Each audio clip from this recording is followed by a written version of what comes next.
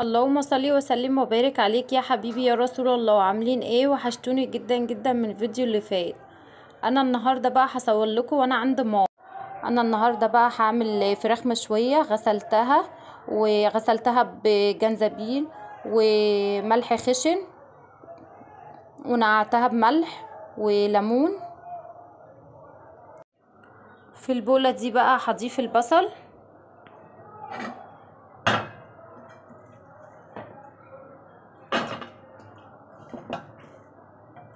انا قاسمه البصل ده نصين، نص هعمل بيه صينيه البطاطس ونص بيه هعمل الفراخ المشويه. وهنزل بالبهارات الفراخ ده، وهنزل دلوقتي ببهارات الفراخ: فلفل اسمر وبابريكا، 7 بهارات وحبه كزبره ناشفه ومرقه وتوابل فراخ. هضيفهم كده على بعض.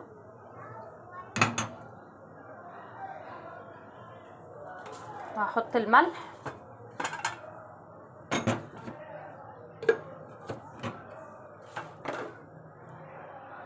ممكن برضو تضيفوا في الوصفة دي دبس رمان وتوم باودر، بس انا بصراحة عند ماما ما كانش فيه، انا عملت بالموجود عندها. هدخل كل المكونات كده ببعض. الطريقة دي حلوة جدا، طريقة ناجحة قوي، وبيبقى طعم الفراخ حلو خالص فيها، عايزاكم تجربوها. ضفت الفراخ كلها وحطيت ربع كوباية زيت. ضفت طماطمية قطعتها حلقات وحطيت قرن شطة، ودلوقتي هحطها بقى في التلاجة ساعتين 3 ساعات، كل ما تقعد في التتبيلة كل ما تبقى احلى. ودلوقتي هعمل برام رز انا غسلته، هضيف اللبن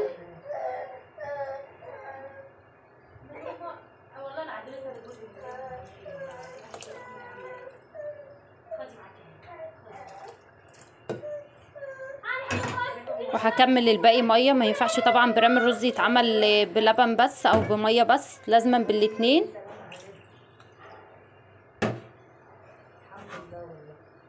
رشه ملح وهقلبه طبعا.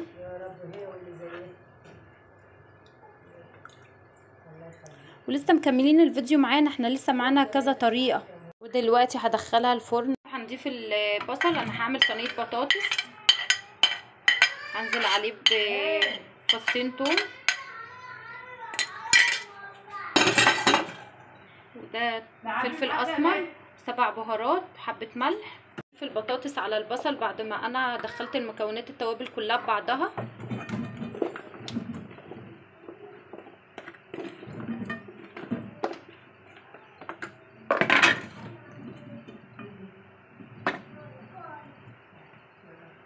احط عصير الطماطم، احط قرن الفلفل ده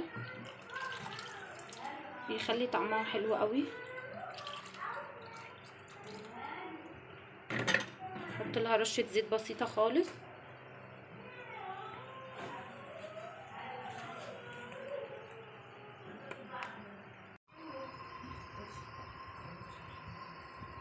دلوقتي حطيتها على النار تغلي بس غلوتين من فوق، وهروح مدخلاها الفرن. هي طريقه لها بعد ما حطيتها في الصينيه. ودلوقتي هدخلها الفرن.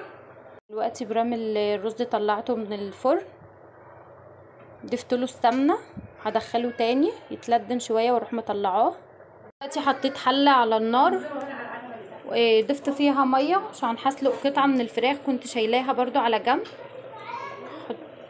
واحط لها طماطمايه وبصلايه ورقه اللوري.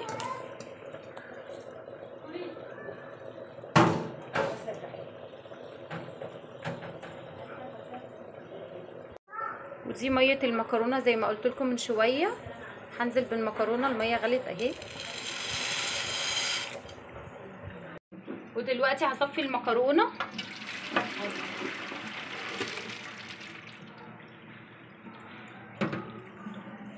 دلوقتي هنزل بفص الثوم اللي انا مقطعاه وعليه شطه او فلفل موجود عندكم عادي.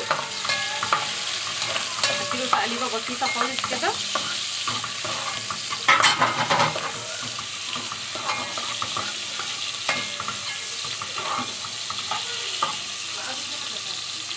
غليتها غلوه من فوق وهدخلها الفرن.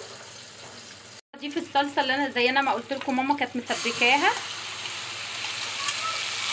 هبقى اعملها معاكم برضو. هديها تقليبه صغيره تغلي غلوتين وهنزل بالمكرونه. الصلصه زي ما شفتوها معايا كده هضيف عليها المكرونه. خلي بالك الولد معزناي. هدخل الصلصه فيها كده،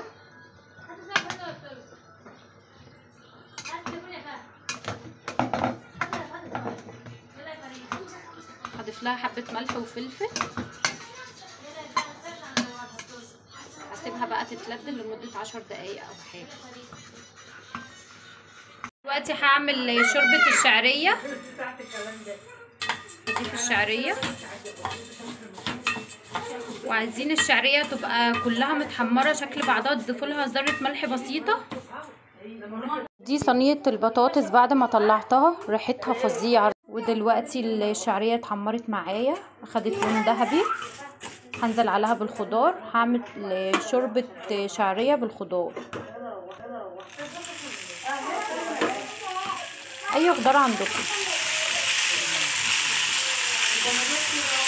هضيف عليها الشوربه اللي انا كنت عاملاها معاكم. ما عندكمش شوربه ممكن تضيفوا ميه بمرقه عادي. بعد ما ضفت الخضار عليها والشوربه، ودلوقتي بعد ما طلعت الفراخ من الفرن وهنغرف بقى الاكل دلوقتي وهوريه لكم. دلوقتي بقى بعد ما غرفت الاكل، وده شكل الاكل معايا اللي انا عملته معاكم في اول الفيديو. ريحته حلوه قوي، ويا ريت تجربوا، والطريقه سهله خالص وبسيطه. بصوا الفراخ طيبه ازاي، طعمها وريحتها تحفه. عايزاكم تجربوا الطريقه، طريقه سهله جدا والتوابل بسيطه. ما تنسوش بقى تعملوا لايك وسبسكرايب للقناه، تشتركوا في القناه وتكتبوا لي كومنت حلو.